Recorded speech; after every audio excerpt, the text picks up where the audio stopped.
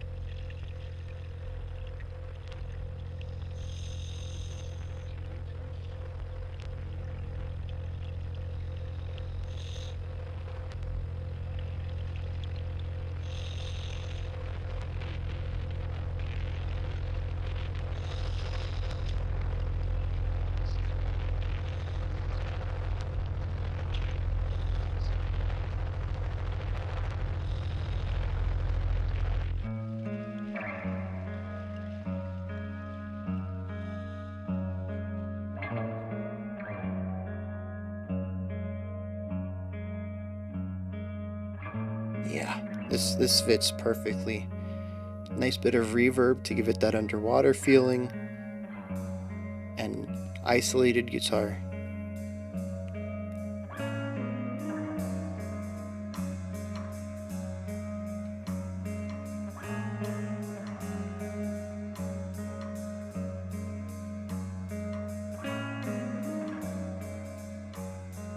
It's interesting we're in a waltz too.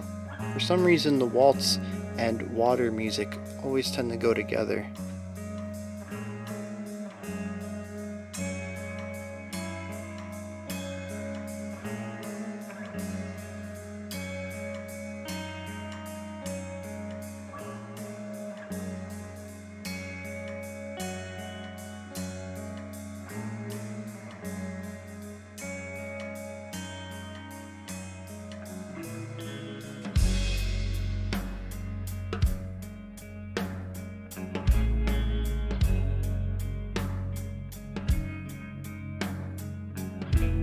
I like how there's a lot of serenity and beauty in here.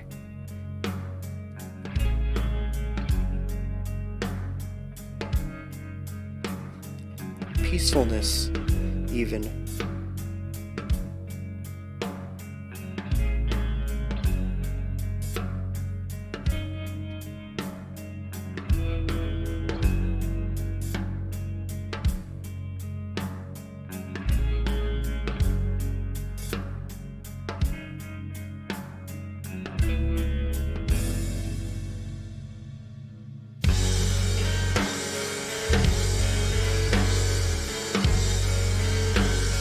Yeah, the distortion has introduced a bit of tension.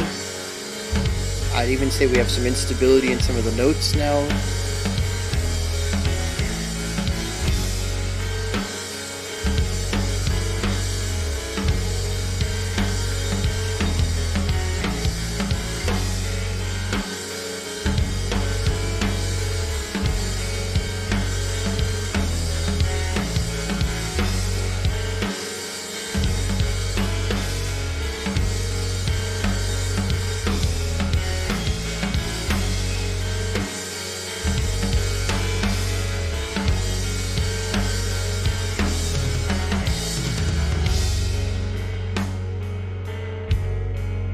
Very interesting. That quick fill to actually bring the intensity down. Even the tempo's decreased.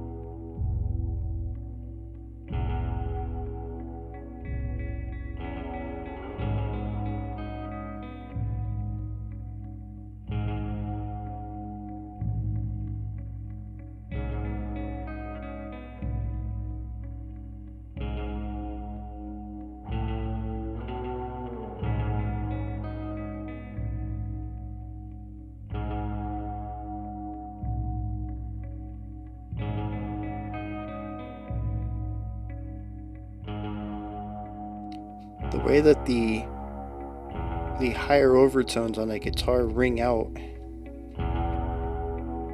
it's very haunting.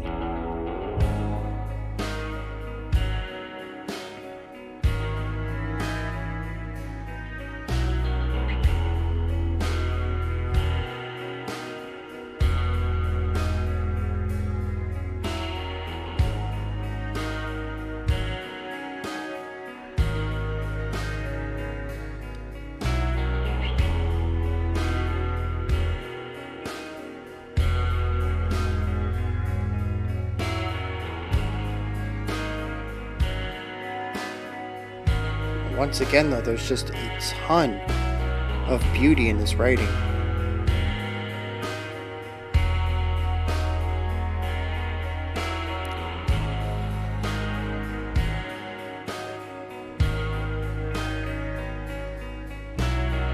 And they just give you ample time to sit and dwell within the atmospheres that they're creating.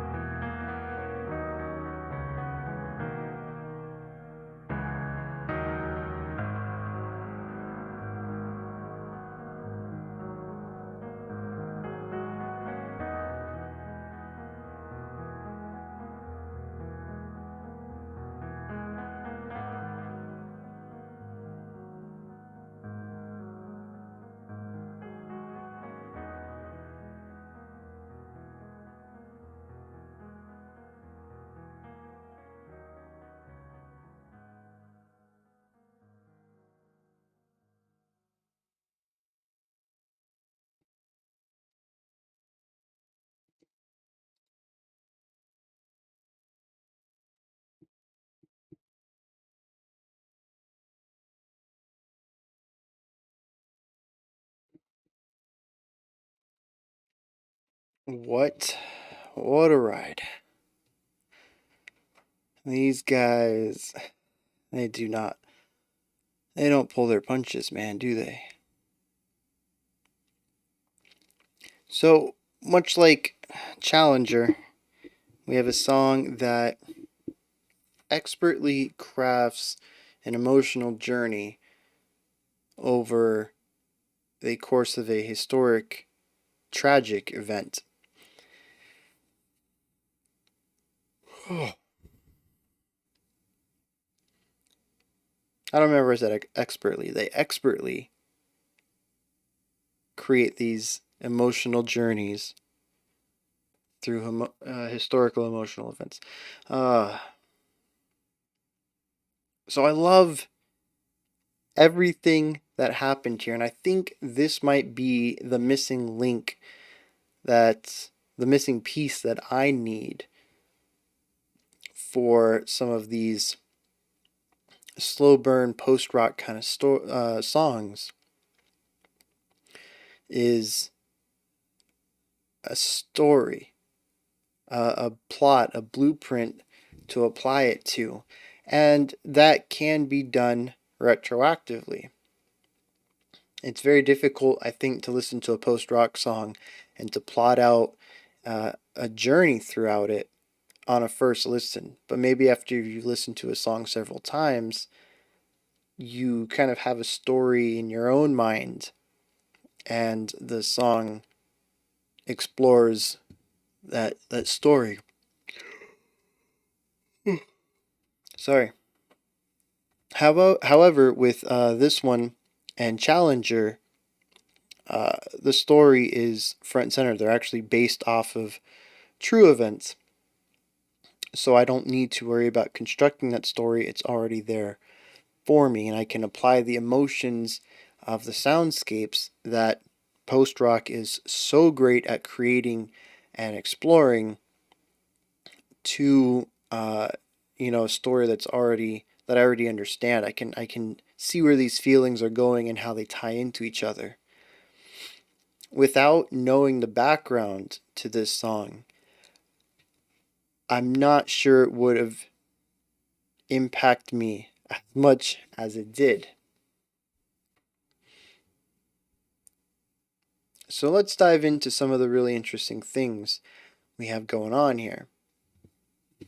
First of all, the song starts out with the sounds of breathing and silence, and mostly that's about it. As was mentioned, it is taken from David's Last Dive, and it sounds like diving. There's not a lot of sound under the water, um, but it's very isolating and, at least for me, uncomfortable. I'm not a huge fan of the water. Um, I'm definitely not somebody who's going to end up going diving very far into it. It's just not something I would be completely comfortable with. So there's probably a little bias in there in the opening minute or two, making me feel uncomfortable. However, I would say that it's probably definitely my bias because of how the song interprets that. We leave that section. We do get this really strong uh, distortion sound that fades in fairly loudly. It provides some tension to the area. It made me feel double uncomfortable. But we move into that first section, and it is beautiful. It's serene. It's peaceful. Um, there is not a lot of tension at all. I made note of the opening guitar tone. It had a lot of width and reverb to it. It was quiet and isolated. It is a perfect musical analogy for diving underwater, I would say. To me it sounds very underwater. But we did expand on it. We added another guitar, we added some drums, we added some other ideas. And it wasn't so isolating anymore. However, we approached this idea of serenity. which I assume David Shaw, being someone who dove as often as he seems to have done, this would be his peaceful area where he goes to, clear his mind and stuff like that, going under the water. Probably something about being under the water or being alone or just the quiet of it all. He definitely seemed to take solace in that. At least that is the idea that the song is presenting to me.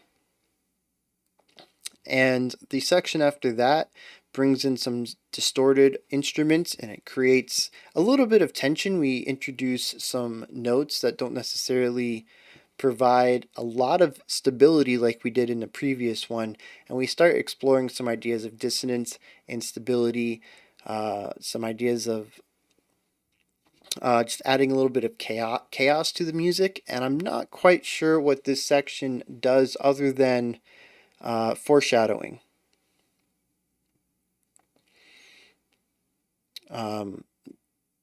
Storyline wise, as foreshadowing, I think it does a good job, but it stays in that feeling for too long, as far as I'm concerned, to be foreshadowing. So it has to do something with the story, and that I'm just not getting. As far as the tale that the song is based off of from the insert, I don't see where this tension would come from yet, unless it was something from a less abridged telling of the story that just didn't make its way into the CD insert. However, it does do a nice job of breaking up the song a little bit and providing the first big break from all of the isolation and smaller, quieter ideas that we had seen up to that point, which we were already, we must have been at least 4 or 5 minutes into the song by then, so we were a third over. Definitely some time to introduce some contrast. But there was still a lot of beauty. It's not like it was pure tension. It wasn't really digging into anything upsetting or unsettling yet. It was just, like I said, a little bit of foreshadowing possibly, while still exploring some of the beauty of the song. Or the beauty of the sea, I suppose you could say. And then we went back to another more beautiful section. And I like this contrast. It's I don't know. It's not just the back and forth. It's really about the themes that are explored in the sections and how they're exploring them, because it's a little bit of back and forth. We start out with pure serenity, pure beauty, and then we introduce a little bit of distortion. And the distortion, the instability comes from the tones. We have these overdriven guitars coming in and providing some harsh distortion on top of all this beauty. What's interesting is when we move on to the next section, there's still a little bit of instability in the music, but it's no longer from the tones. We have now hit some notes that have a little bit more melancholy to them, a little bit more tension in the notes themselves, even though tone-wise we've returned to something a little softer, a little closer to that peacefulness that we found in the first part. And I like how we have this combination of the beauty and the danger, and we see it in two different ways. We see it with the dangerous tonality, and we see it where the danger is introduced through the music, the harmonic elements of the notes. And I think that's a very clever way to do it, because at least in this story, there's a lot of things that can go wrong under the water, and danger can come in many forms. It can come in, the equipment. It could come in the surroundings. It can come in with the life in the water. There's definitely a lot of things that can go wrong. Humans were not made to be submersed under the water for extended periods of time. We have to use a lot of technology to exist down there. It is not our natural habitat. There's a lot of things that are unfamiliar, I would say, for us to us uh, once you start getting very far down into the water. So I think it's interesting that the music portrays some of that. Its foreshadowing is not one dimensional. They allow the foreshadowing and the tension to appear in multiple formats, and that's very cool. Now the fourth section, I think they did it again. They did it again. I knew it was coming this time, but they still did it again, and I think it's really awesome that they do this. Is it captures the moment by moment feelings of those involved in the incident. When we checked out Challenger, the final section that led up to what would be the Challenger exploding is very victorious and powerful, and it has all these ideas of joy in it, and it would be the Challenger taking off. Now there's definitely some mixed ideas in there, but those were the overtones. The Challenger was taken off. We did it. We're getting a successful launch. And then, of course, there's that little drone. I think it was a drone or some tremolo picking. So some sort of tension that was fading in and panning around. Just that little inkling that things were not going as they seemed. And of course, it led into the tragic element of the song. And when this happens again, the final loud part of the song before we enter into the outro, it begins very victorious. This must be the part of the story where David has collected Drayon's body and has begun to resurface, head back to the surface of the water. And there's victory. I've done it. I've gone into the dead zone. Is that what he called it? Anyways, the area of the depth of the water that most people do not go to. He's gone to it. He has the body. He's coming back up. The hardest part is over, so to speak. It's definitely time to start feeling emotions of elation, of joy, maybe even relax a little bit, because the hard part, the dive, is done. We're leaving this area. We're coming back up to where people dive. We're not to those depths anymore, and there's definitely a bit of joy and victory feelings in this section, and I think it's just phenomenal that they continue. Well, not that they continue. I've heard two songs. They both come from this album, though. But how they take the moment to moment feelings of the person. It isn't a retrospective from an outside view. They put their minds within the person or the people in the incident and try to empathize and sympathize and figure out what they might have been feeling at the time and inject that into the music. It's not just a retrospective. We're not just looking at the tragedy of David Shaw, of his demise on this quest. We are going through this quest with David Shaw moment to moment. It is not a look back. It is a reinterpretation of the events into music. And there is probably a very strong part of him that felt victorious, that felt joy. The last time he went on the dive, he saw the body. That was it. Now he has it. He's touched it. He's moving back up. Like I said, the quest is half over. Half of it's going down, half of it's coming up. And I love how they can just put themselves in that mentality and say, yeah, this is probably what was going on. Let's put that in the music. Let's make sure that that's front and center here. And it tried. It tried to lure me into that false sense again of this, big finale, the happy ending. Look, he did it. And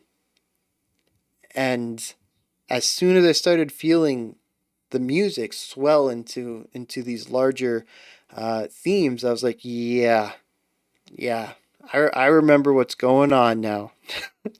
Let me read back to that insert paragraph.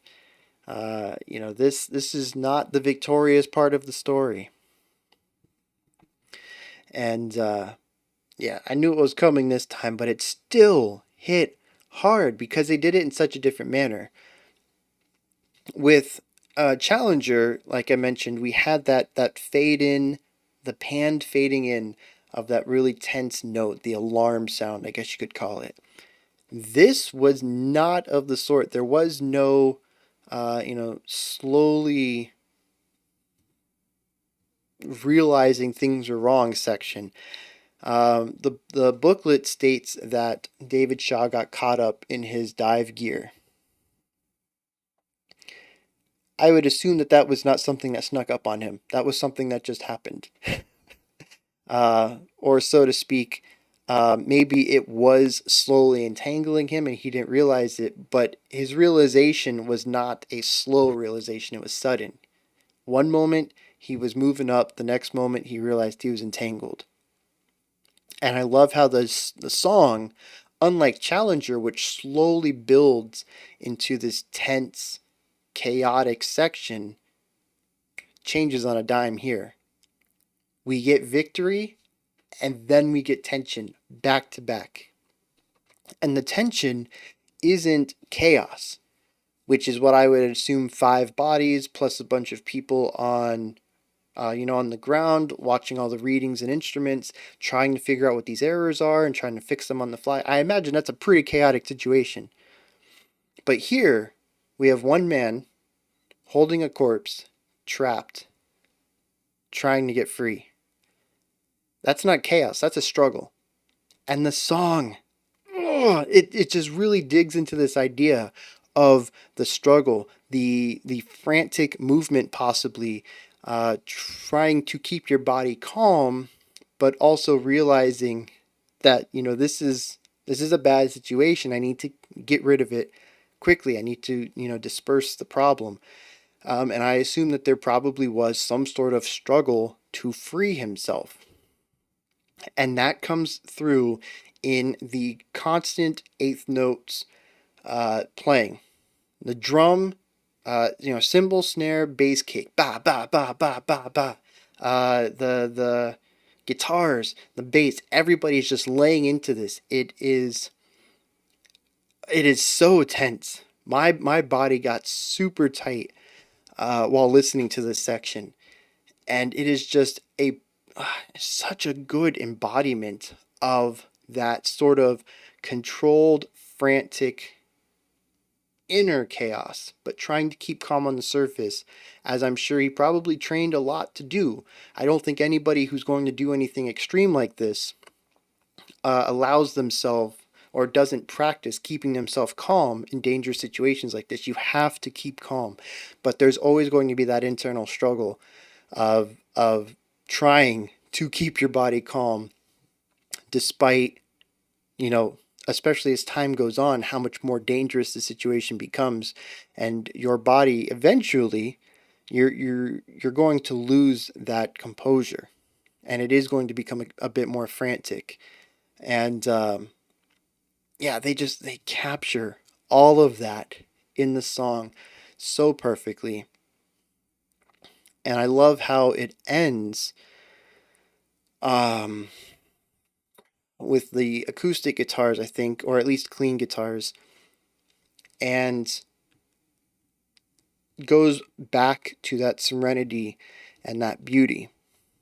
And I'm not quite sure what they were specifically aiming for on that, but I like to think that it has something to do with David giving himself to the ocean, what he loves so much, assuming, again, that the ocean is his place of peace, that he gets to pass away in the place that he loves most, that he finds the most peaceful, where he feels most at home. And just what a ride of a song. I noticed there's three more in this album. The album's called Departure Songs.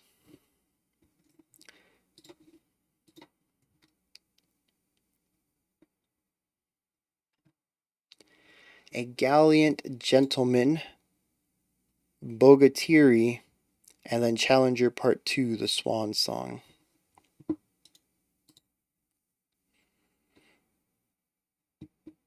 Hmm. I don't know what the first two are about. I'm kind of interested in that.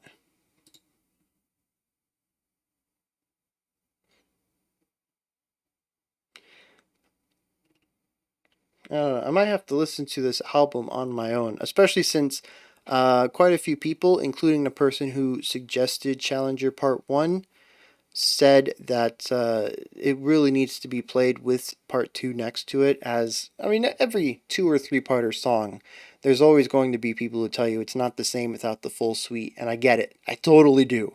there's there's very few songs, I would say, where they are multiple parted, done back to back on an album, and they don't sound better together. So I might have to check that out. And then when I'm at it, I'm only 17 minutes away from completing the album, so I might as well just listen to the whole album. That might be something I do soon. And also, of course, looking into these songs. Um, Nick, I want to thank you for bringing this to my attention. I don't remember who told me to check out Challenger Part 1. Maybe that was a part of a themed week. I don't even remember. I don't remember if it was special selection or not. But yes, whoever suggested Challenger Part 1, as well as Nick for this one, thank you for introducing me to this band. If nothing else than this album. I'm a sucker for concept albums, and this one is just it's enthralling me.